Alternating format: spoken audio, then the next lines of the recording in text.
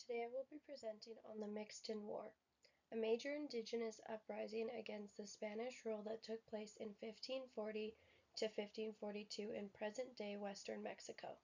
This conflict shows us the tensions between Spanish colonial authority and indigenous resistance and how its outcomes shaped the future of New Spain. On the Spanish side, we had the conquistadors, settlers who had moved into the region, the viceroy of New Spain, and large numbers of allied indigenous forces who supported the Spanish.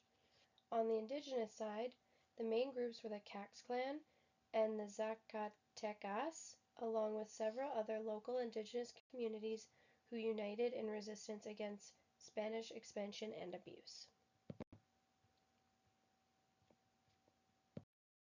On the Spanish side, Antonio de Mendoza was the first viceroy of New Spain, and he personally commanded the Spanish and allied forces to crush the uprising, which helped strengthen colonial authority.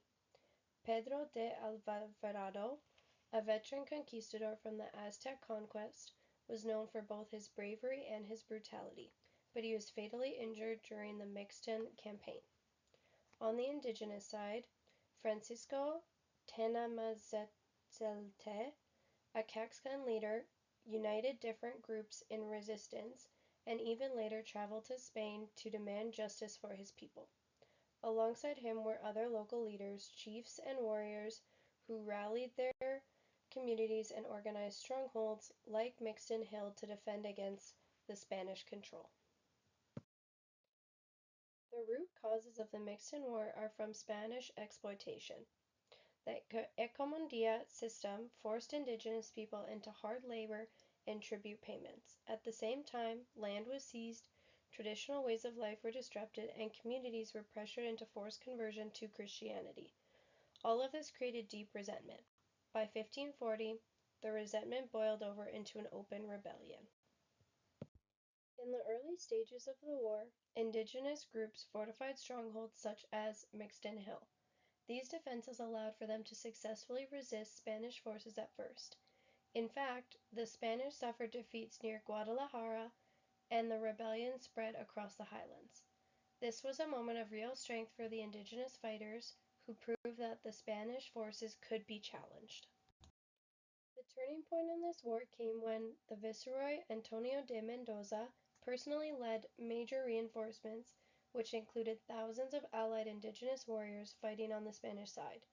The Spanish conquered siege of Mixton Hill and Nochixtlan.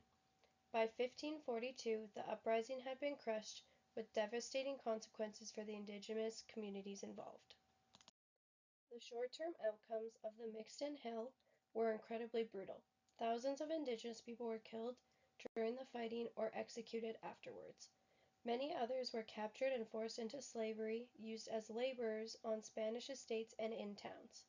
Entire villages and towns were destroyed, leaving survivors without homes, food, or land to return to. Those who did survive often faced harsh punishments meant to crush their spirit and send a warning to other communities.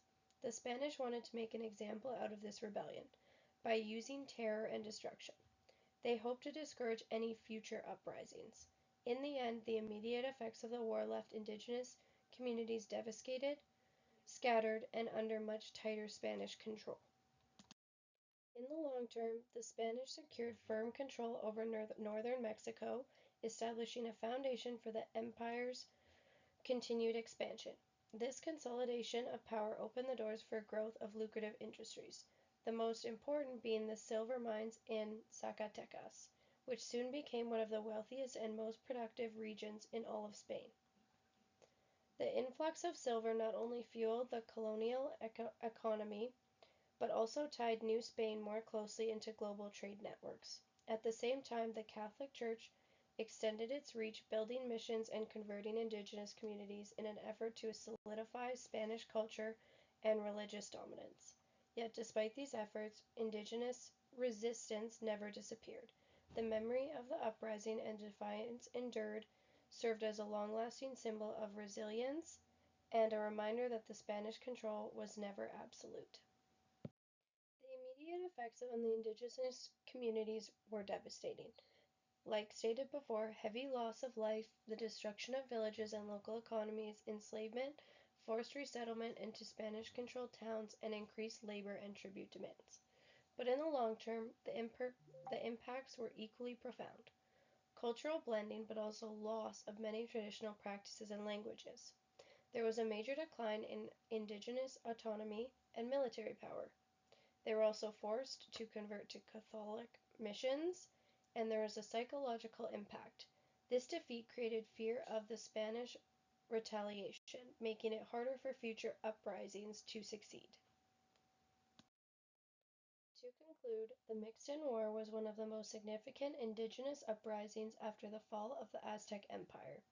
It highlights both Spanish brutality and the determination of indigenous groups to defend their way of life. At the same time, it exposed the limits of indigenous military power against Spanish weapons and alliances. The war ultimately strengthened Spanish control, expanded Catholic influence, and accelerated the cultural suppression of indigenous groups. But its legacy lives on, a reminder of both indigenous resilience and the lasting impact of colonial conquest. The end. Thank you for listening.